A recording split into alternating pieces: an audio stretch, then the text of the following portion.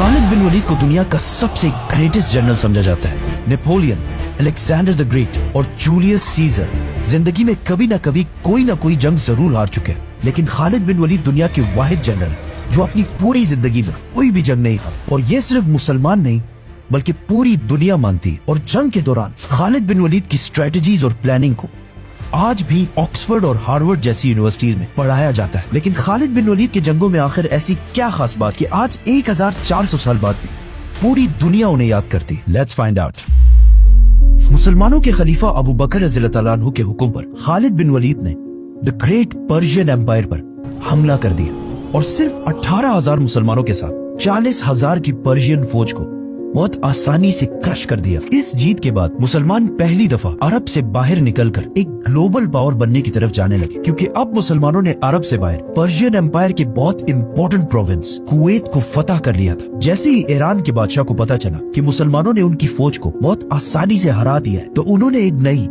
40,000 की फौज खालिद बिन वलीद की तरफ रवाना की। लेकिन खालिद बिन वलीद ने कुवैत फतह करते ही डायरेक्टली अपने स्पाइस जासूसों को पूरे इलाके में फैला दिया था, ताकि हर खतरे का उन्हें पहले से पता चल जाए। ये स्पाइस हर तरफ फैल गए और बहुत दूर जाकर उन्होंने देखा कि पर्शियन एम्पायर की 40,000 की फौज बहुत तेजी से मुसलमानों की तरफ बढ़ रही है।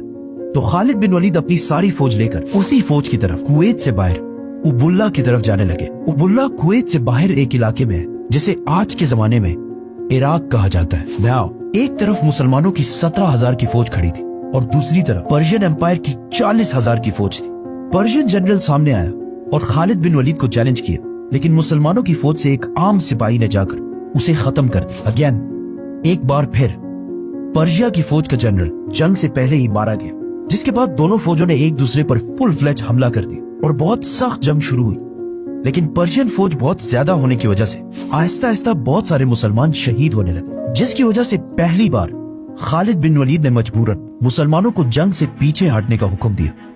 और ऐसा लगने लगा कि मुसलमान फाइनली जंग छोड़कर भाग रहे हैं। ये देखकर पर्शियन फौज जीत की खुशी में बहुत तेजी से मुसलमानों का पीछा करने लगी। पर्शियन फौज मुसलमानों के पीछे इतनी तेजी से आई कि इनके फौज के दो लाइन्स एक दूसरे से बहुत दूर हो गए।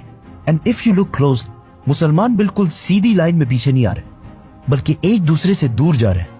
आखिर पर्शियन फौज मुसलमानों का पीछा करते करते एक दूसरे से इतने दूर हो गए कि उनकी आर्मी एक नहीं बल्कि कई छोटे छोटे ग्रुप्स में बट गई और उनकी फौज के दरमियान दो बड़े गैप्स बन गए।